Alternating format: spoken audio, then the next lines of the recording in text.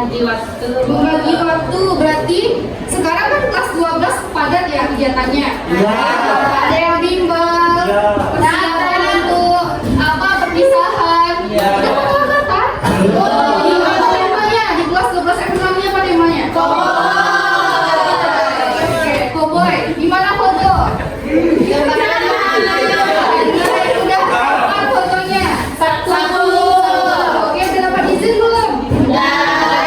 Oke, berarti manajemen waktu proses mengatur waktu, merencanakan waktu dan mengontrol bagaimana kita sebagai siswa untuk membagi waktu yang mana yang untuk bermain, yang mana yang untuk belajar dalam kehidupan.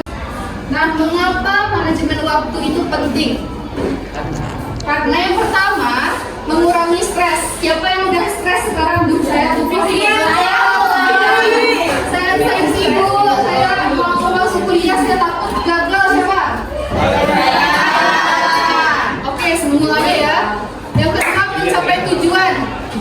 Ada yang tujuannya kuliah ada, ada yang mau kuliah ada yang mau kerja dulu seperti kayak sekarang kan fokusnya ada orang yang content creator, ada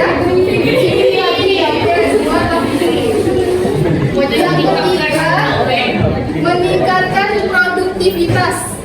Jadi kan dengan memanajemen waktu kita bisa mengatur mana jadwal yang penting, mana jadwal yang bisa nanti dulu kita lakukan sebelum kita jika ada perencanaan masa depan, baik kuliah pun kerja atau nikah tadi ya. Lalu siapa yang tahu arti prokrastinasi? Weh, kan ngari-ngari kampung Eko. Bahasa baru. Video kampung. Prokrastinasi. Iya kan kampung kok kayak video semanter. Menunda pekerjaan gitu. Misalnya kita tahu nih kita ada PR, tapi kita lebih milih untuk nyapu rumah misalnya. Itu pikir banget. Atau tiba-tiba kalau tugas numpuk kita tiba-tiba rajin nyapu rumah, tiba-tiba rajin cuci piring.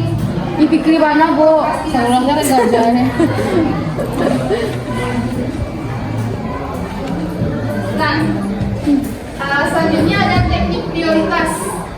Itu tuh ada yang dinamakan dengan Eisenhower Matrix. Ada 4 bagiannya. Yang pertama, kegiatan itu penting dan mendesak. Nah, itu harus segera Anda lakukan. Contohnya apa? Siapa yang tahu? Dia penting, dia mendesak. Oke, yang terakhir tidak penting dan tidak mendesak. Jadi Kayaknya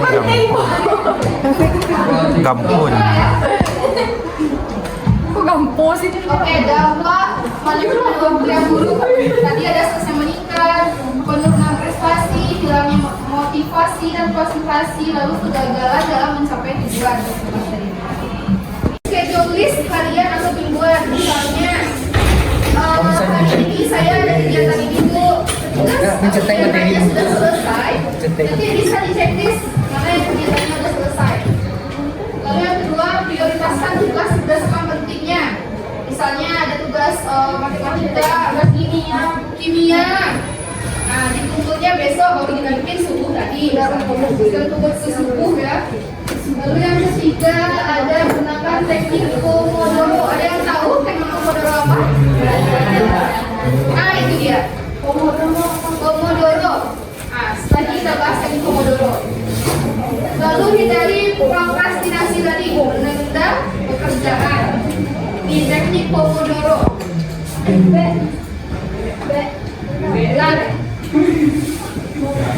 Teknik Pomodoro ini contohnya belajar 25 menit, 5 menit istirahat, lalu buat lingkungan yang nyaman.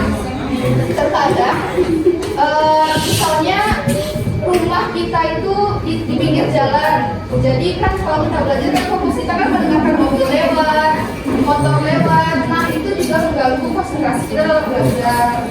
Lalu yang ketiga, terapkan batasan waktu dalam media sosial. Sebenarnya susah ya.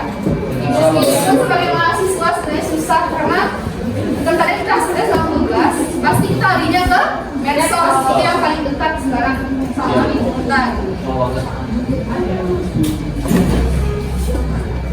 Nah, ini ada mengelola stres.